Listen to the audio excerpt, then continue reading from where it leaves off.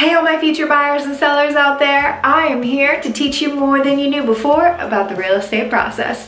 And today I'm talking about the trend that is sweeping the nation, and that would be real estate investing.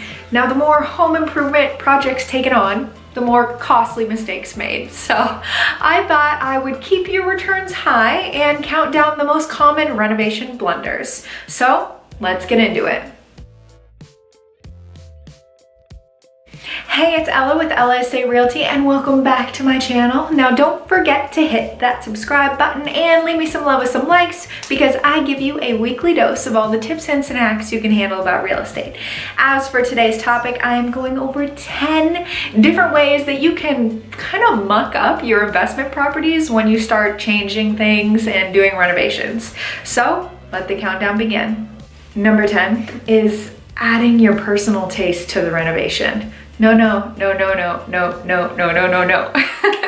Please don't do this. I mean, I've said it before in staging, in renovating your house before it goes up for sale, but I'll say it again for investors. If you lose sight of the fact that the renovation is to get you a return on your investment, and instead you want to design it to look the most beautiful through your eyes, then it kind of loses the purpose of why you're in it to win it, why you're investing in this property. And sure, it's gonna look great at the end, but like the bolder you go, the quicker it'll go out of style, and the more narrow your design is, the less people it'll appeal to, so it won't yield a return, which is why you did this in the first place, right? So let's just keep to the bland and the boring in your investment properties and customize your own house. Number 9 is expecting it to go exactly the way you planned it. Oh, how novice we can be sometimes. You know what I'm saying? I mean, I'm an organizer, planner by birthright. I swear, I absolutely love doing research, trying to implement my research, and setting expectations. But you know what? Life has a way of flipping you upside down and all around, and any real estate investor will tell you this, that you have to be adaptable, flexible to mistakes, timelines being completely changed, things arising that you weren't anticipating. And it doesn't matter how many books you read and what people expect are telling you to expect, you just have to go through it yourself and you'll realize just how hairy things can get. Number 8 is making too many changes along the way. You're bound to drum up a longer timeline, completely shoot through your finish date if you are pulling your crew in all different directions. You're also going to run up your labor costs. You're going to burn through their patience with you. I mean, if you've ever custom built anything, like from a wedding dress or a piece of furniture, and been involved where a client has come to you and made changes over and over and over and over again, then it's bound to have some negative repercussions. So my advice to you is exercise a little bit more self-control, really second guess yourself on these little things that arise, and talk with your crew, the professionals that you hired that you trust, and get their opinions on whether you should actually be doing these things, and get the full picture, maybe an outsider's perspective of how this will affect your timeline, your costs, your labor, all these things rolled into one. So just try to avoid them if you can. If you can't, try to have a conversation on how to execute it the best. Number 7 is hire professionals that are a good professional fit for you. I mean, if you've watched any of my videos, I always say get 3 opinions, do 3 interviews, ask all the questions in the world to make sure that they will be a good fit for your project, for whatever you need to use them for. Because chances are, as an investor, you're trying to build your little black book if you haven't already, and you're going to be able to use them on different projects. So the communication aspect, quality of work, maybe they have a gazillion reviews that are incredible, but you get them on the phone and you can already tell that it's not going to be a good working relationship. So just be aware of that you want people that you want to work with, that you don't dread making phone calls to them that week, or that they're not going to hit their deadlines. But the flip side of that is don't hire your friends also. So make sure they're professionally qualified. So just being aware that the professionals that you hire have a big role in how quickly, how costly your project is executed. Number 6 is supervising the work that's being done. Now, say you start a project and you head off on vacation and you give instructions to the contractor and they just weren't specific enough. And by the end result, you come back from vacation, it's completely different than what you expected. Well, this happens often.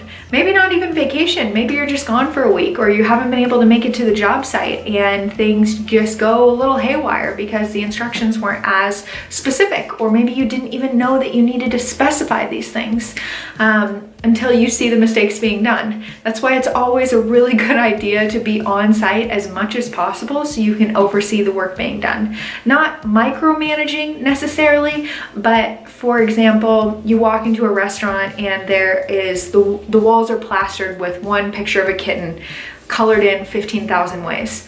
Now the directions were color in the kitten, but everybody executes it its own way. So sometimes it's really hard to articulate what's in our heads and what our expectations are to other contractors, vendors, workers with us. And sometimes the best you can do is just be there and catch mistakes that you think are being done and redirect people so it will be as close to your imagination as possible. So if that makes sense, let me know in the comments down below. It's kind of hard to describe that one. Number 5 is being completely overconfident in your abilities. I mean, I think of it kind of like, I'm not gonna ask for directions syndrome. We all know that one person that thinks they know better, that thinks that they can figure it out on their own. They don't need to ask for help. They don't need to do their research of the map beforehand. And this can lead to time, money, energy lost, just like anything else. So a little bit of planning, a little bit of consultations with some professionals and just being open to learning can help you, I don't know, spot errors that you wouldn't be able to without their direction, without you know, doing a little insight of what you're taking on. And just knowing that you don't know everything, chances are something's gonna come up that maybe even professionals that have been doing it for years haven't even encountered. So it's just always a learning process with real estate investing. That's why you see on TV, you know, they knock out a wall, and then all of a sudden there's this big mistake, this big costly thing that they never saw coming.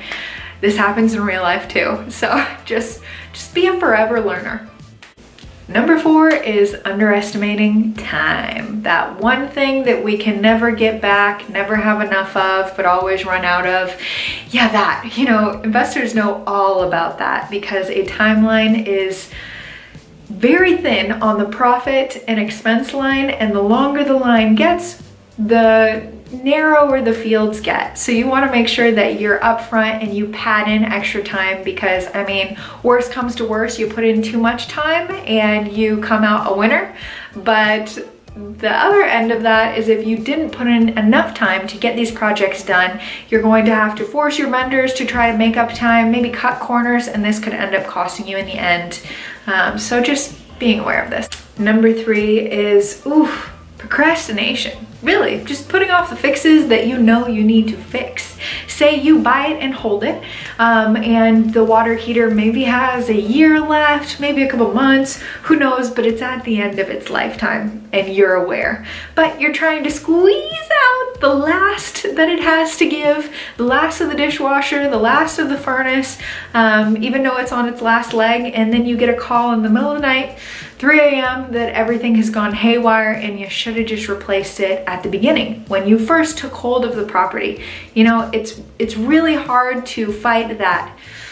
Frugalness will just be nice. Frugalness within you, your bottom line, and trying to get as much out of appliances or different mechanics of the house as possible. But if you already know that the house is going to be painted or need to be painted, and you just try to get another season out of it and then it causes damage, like there's just repercussions to procrastination, as we all know. And this is completely true with investing in properties and also having tenants.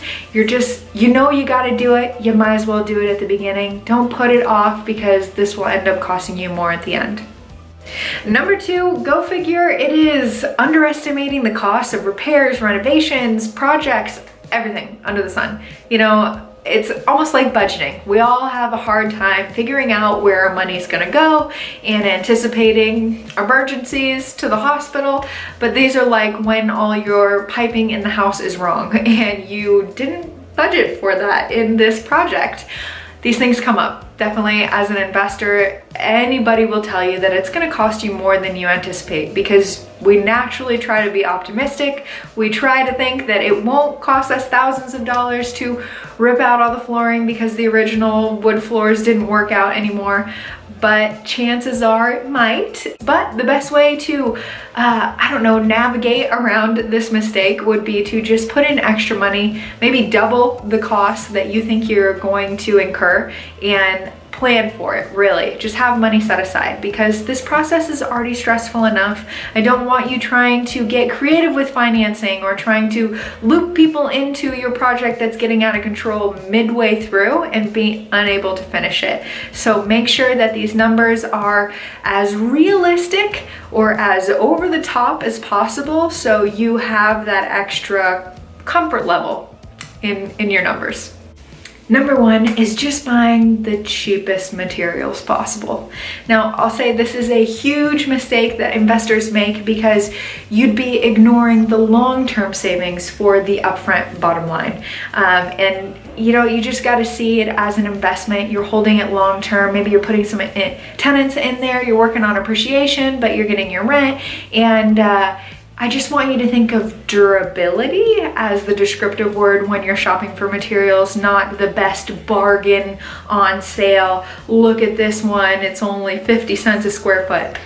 Please do your research. Make sure that it is going to last you long term because maybe it'll be cheaper upfront, but it'll only last 2 years, and then spending a little bit more upfront will last you twice as long, and then you don't have to worry about the headache, the time, the scheduling, money to change it all out and replenish it all over again if you just spend a little bit more upfront. So investors out there, come on, invest in your materials a little bit more. Don't just gravitate naturally to the lowest price, and make sure that you're investing in your investment. From 10 to 1, I hope you picked up a couple knowledge nuggets, we'll just say.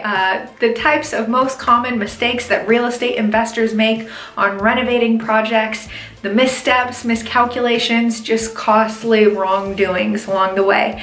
If you learned something new, definitely let me know in the comments down below. If you're about to take a step towards real estate investing, let me know in the comments down below, but also reach out to me. Let me know the specifics. If you have any questions, you can definitely reach me at my website, EllaEstateRealty.com. And that being said, thank you so much for watching. As always, I really appreciate you guys, and I hope you're having an absolutely lovely day.